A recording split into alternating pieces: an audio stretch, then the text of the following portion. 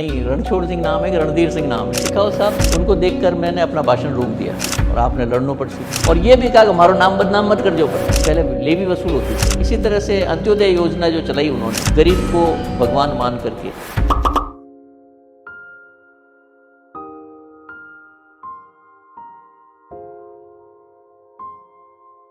मैं भाषण दे रहा था, उसी समय ठाकुर साहब गाड़ी से उतरे और स्टेज की तरफ आए, तो उनको देखकर मैं चुप हो गया।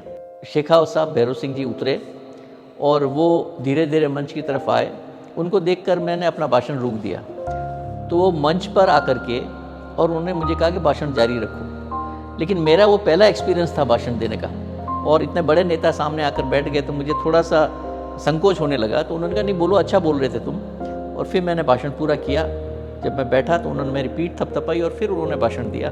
तो वह बोले कि भाई मैं तो आपने टिकट देसू और आपने लड़नो पड़ सी। तो मैं क्यों हुक्म, मैं तो पॉलिटिक्स जानू को नहीं, आप मैंने फालतू मत फंसाओगे। नहीं, रणछोड़ सिंह नाम है कि रणधीर सिंह नाम है। मेरे को नाम तो रणधीर सिंह ही है। तो बोले फिर रणछोड़ सिंह क्यों बन रहे हो। उनका जब देहावसान हुआ उसके करीब महीने भर पहले या 15-20 दिन पहले हम तीनों गए थे, राव साहब, शाहपुरा, पुष्पेंद्र सिंह जी बाली और मैं। तो उन्होंने हमको कहा था कि देखो तुम तीनों को मैं ही लाया हूँ और तुम चुनाव लड़ते रहना, पार्टी की सेवा करते रहना, लोगों की सेवा करते रहना, पीछे मत हटना। और ये भी कहा कि हमारा नाम बदनाम मत कर जो पर। तो वो सीख हमने आज तक रखी है। शेखावत साहब एक्चुअली किसी जाति विशेष के लिए काम नहीं करते थे। उनका ये मानना था कि हमको सब समाज को साथ लेकर के उन्नति की ओर जाना चाहिए।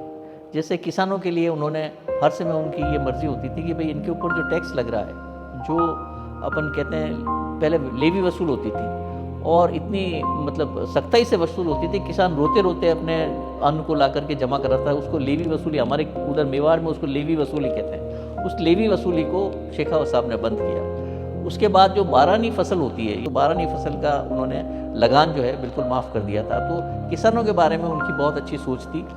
और इसी तरह से अंत्योदय योजना जो चलाई उन्होंने, गरीब को भगवान मान करके, गांव का गरीब, सबसे ज़्यादा गरीब कौन है, उसको किस तरह से मदद पहुंचाई जा सकती है, उसको क्या काम करा सकता है, उसके लिए क्या हो सकता है, ये सब काम जो है उन्होंने निकाला। अंत्योदय योजना ऐसी है जिसको बाद में केंद्र सरकार, चाहे कांग्रेस की थी, उसने भी इसको पूरे भारत में लागू करने का प्रयास किया।